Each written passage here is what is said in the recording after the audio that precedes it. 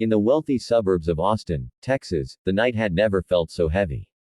The tall glass windows of the Hayes mansion reflected a man broken beyond recognition. Michael Hayes, once celebrated as a visionary millionaire, sat at his mahogany desk staring at the letter that confirmed his bankruptcy. Years of ambition, late nights, and endless board meetings had turned into a few cruel sentences on paper: insufficient funds, liquidation pending. The silence around him was deafening, interrupted only by the faint ticking of a clock that once symbolized precision and control. Now it marked the slow unraveling of everything he had built. For the first time in years, Michael felt powerless, stripped of the empire that had defined him. His wife, Clara, entered the room, her heels echoing sharply against the marble floor. She wore a red coat, elegance unshaken by his failure. "Michael," she began, her tone colder than the night air, "you said this would never happen." He didn't respond. He couldn't. She sighed, glancing at the half-empty glass of whiskey on his desk. "I didn't marry you to live poor," she added with a bitter smile. Her words stung, not because of their cruelty, but because they revealed what he had always feared. She loved his success, not him. Under the dim chandelier light, Clara packed her designer luggage, ignoring his silence, and walked out of the mansion without a backward glance. The door shut with a thud that sounded final, like the last chapter of a story he no longer controlled. For days, the house stood still. The echoes of laughter, parties, and polished footsteps were replaced by quiet despair. The expensive furniture and grand paintings looked hollow, trophies of a life that had slipped away. Michael stopped eating, barely slept, and sat by the fireplace every night, watching the embers fade.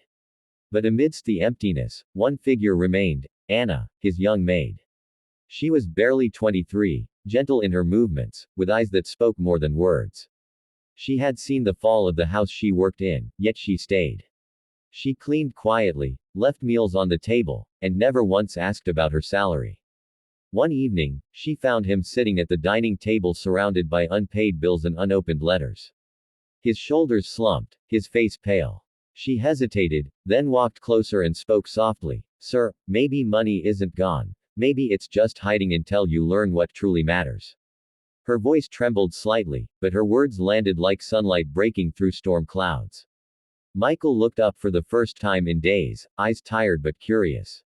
He didn't reply, yet those words echoed in his mind long after she left the room. The next morning, when he woke up, the house smelled of freshly brewed coffee and buttered toast. Anna stood in the kitchen, apron dusted with flour, smiling shyly. "Breakfast, sir," she said simply. He noticed the effort. The house was cleaner, brighter. For the first time, he realized how much she had been doing silently. She repaired small things, watered the plants, kept the garden alive.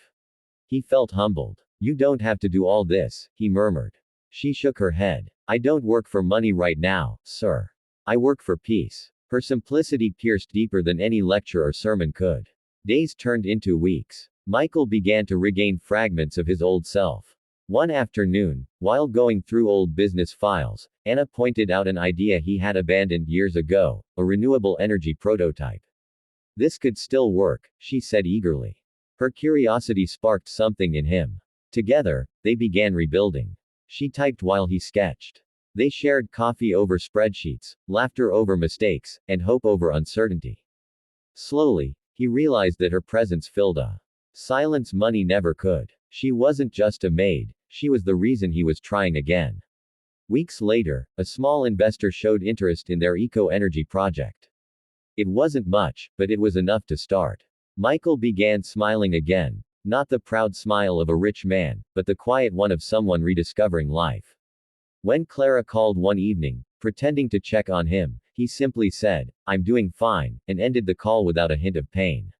That night, Anna found him working late in the study. "You should rest," she said softly. He looked at her and replied, "Rest can wait. Hope can't." Months passed, and the little project started to grow. Investors returned, slowly rebuilding what had been lost.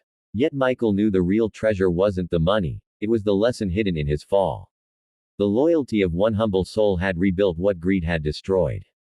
As he stood by the window one morning, watching sunlight pour into the once dark halls, he realized that the mansion didn't feel empty anymore. It wasn't wealth that made a home, it was kindness. But destiny had another plan waiting in the distant desert, one that would test his heart in ways he could never imagine. The cold desert night wrapped itself around Michael's cabin like a blanket of silence. He sat near the fire, its glow flickering across the rough wooden walls. The sound of the storm outside was distant but steady, a reminder of how far he was from the noise of the city. After months of rebuilding his life, he had come to New Mexico seeking peace, not knowing destiny had prepared something deeper. The image of the boy's fragile body still haunted him, the way his small fingers clutched at Michael's sleeve, too weak to speak. Saving him hadn't been a choice, it was instinct, human and pure. When Michael first carried the boy into the reservation clinic, his heart raced faster than it had in years. The doctors rushed forward, speaking in low, urgent voices as they checked the child's pulse. Michael stood back, covered in sand, watching helplessly. Hours later, when they told him the boy would live, something inside him softened. For the first time since his bankruptcy, he felt truly useful, not as a businessman, but as a man capable of compassion. He stayed in the small waiting area, refusing to leave until the boy opened his eyes. When the child finally did, whispering a few words in his native Apache tongue, Michael smiled for the first time in days. He spent the following nights sitting by the child's bedside, bringing soup, telling quiet stories, and sometimes just watching him sleep. It reminded him of when life was simpler, before the cars, the contracts, and the endless pursuit of profit. The desert had a strange way of stripping away everything unnecessary, leaving only what truly mattered. Michael began to realize how far he had drifted from humanity during his years of success. The world had taught him that money meant power, but this tiny boy, frail and silent, taught him that life's true currency was kindness. He didn't share the story with Anna or anyone else, it felt too sacred, too fragile to explain. On the fourth night, the desert wind carried something different, a stillness before change. The knock on the door came soft but steady, like fate itself asking permission to enter.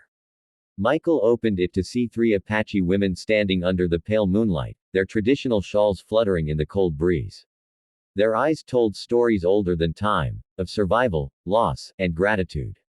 One woman stepped forward and said in a trembling voice, "You saved our son, our bloodline. The spirits sent you." She held out a small carved wooden necklace, polished smooth with age. Michael accepted it with both hands, feeling its weight. Not heavy, but meaningful. As they turned to leave, he stood silently by the door, the firelight casting long shadows across the sand. He looked down at the necklace, the intricate symbols etched into its surface.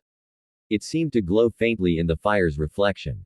For years, he had worn expensive watches and custom gold chains, but none of them had ever made him feel what this small wooden gift did.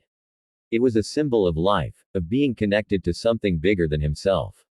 He placed it gently on the table beside the sleeping boy and sat quietly, overwhelmed by emotion. The storm outside had ended, replaced by the calm hum of the night. Michael's phone buzzed suddenly, breaking the silence. It was Anna. Her voice was shaking with excitement and disbelief. "Sir, our company just got its first big investor. You did it," she said, tears audible even through the call. Michael smiled faintly, his gaze drifting toward the child and the necklace beside him. "No, Anna," he whispered softly, "we did it. Kindness did." It was as if the universe had waited for him to rediscover compassion before blessing him again. Success had returned, but this time, it carried a soul. He sat there for hours, reflecting on everything that had happened. The fall, the betrayal, the loneliness, they all suddenly made sense. Each loss had been a lesson guiding him to this moment of quiet understanding. The fire burned lower, the stars outside shimmered across the endless desert, and for the first time, Michael didn't feel the need to chase anything. He had already found what he had been searching for: peace, purpose, and the warmth of humanity. As he drifted into sleep beside the faint crackle of the dying embers, the carved necklace glowed softly, as if the spirits themselves were watching over him, reminding him that true wealth was never lost, only waiting to be found again.